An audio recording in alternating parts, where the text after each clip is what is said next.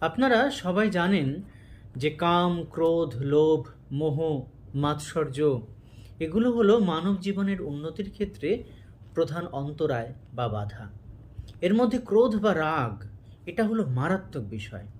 ক্রোধের বশে কখনো কোনো কাজ করা ঠিক নয়, কারণ তখন মানুষের হিতাহিত জ্ঞান শূন্য হয়ে যায়। এই নিয়ে একটা ছোট্ট ঘটনা বলি। আগেকার দিনের একজন মাস্টার মশাই, তিনি ছাত্র পড়াতেন।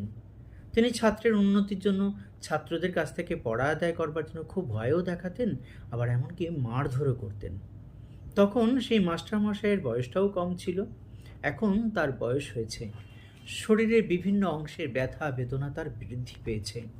এখন এই বয়সে এসে তিনি উপলব্ধি করছেন যে তার এই অবস্থার কারণটা কী।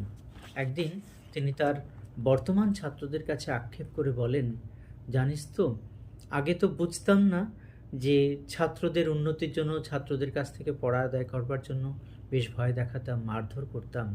কিন্তু যে জায়গায় মারতাম, এখন আমার শরীরের ঠিক সেই জায়গাগুলোতেই প্রচণ্ড ব্যথা অনুভব করি। আর তখন ঠিক সেই বাচ্চাগুলোর কথাই মনে পড়ে যায় যে আমি তাদেরকে এই সমস্ত জায়গাগুলোতেই আঘাত করেছি। তাই বলি যে ক্রোধের বশে কোনো ভুল কাজ করা ঠিক নয়। মানে যে কাজটা করবেন সেই কাজটা হয়তো ভুল হয়ে যেতে পারে। তাই বারে বারে বলবো, বুঝে কাজ করতে হবে। রাগের বশে কিন্তু কোনো কাজ করা ঠিক হবে না। ঠিক আছে? ধন্যবাদ।